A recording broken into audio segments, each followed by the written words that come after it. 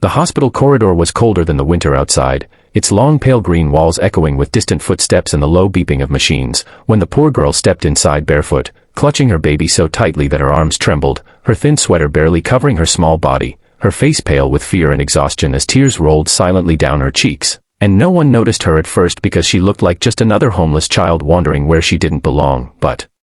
when she fell to her knees in the middle of the hallway and cried out for help, everything stopped. Doctors, nurses, and patients turned to stare as she begged with a broken voice, "Please, please save my baby," holding him up as if offering her own heart, explaining between sobs that she had walked all night in the freezing cold because her baby stopped crying and started shaking, that she had no money, no parents, no home, only him, and she would give anything, even her life, if they saved him.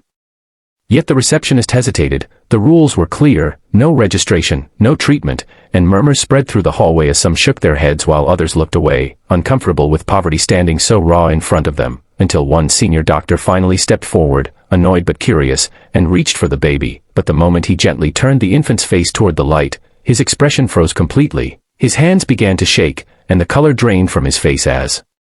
he whispered a name under his breath that no one else heard, because the baby's face, despite the bruises from cold and the shallow breathing, was unmistakable, carrying a rare birthmark just below the eye, a mark the doctor had only seen once before in his entire life, on a child he was told had died years ago, a child connected to a powerful family whose disappearance had never been explained, and suddenly alarms were called. Nurses rushed in, doors slammed open, the baby was taken into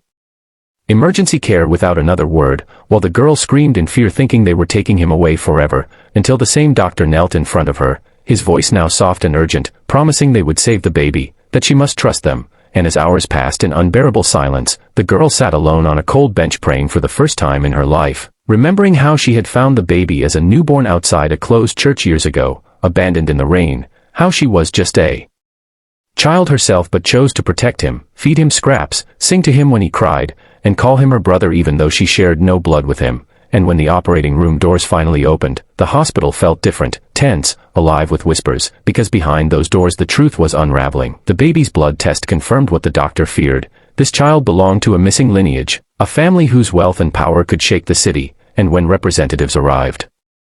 shocked and emotional, the girl prepared herself to lose the only family she had ever known, expecting them to take him away and throw her back into the streets, but instead, something no one expected happened. The powerful man who entered the room fell to his knees in front of her, tears streaming down his face, thanking her for saving the life of his grandson, telling her that without her, the child would be dead, that money could never repay what she had done, and in that moment, the poor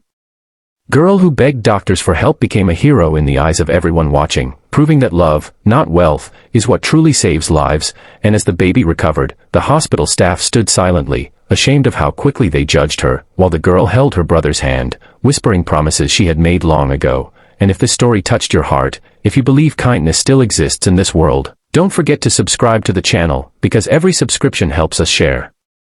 more powerful stories like this, stories that remind us that sometimes the poorest souls carry the richest hearts.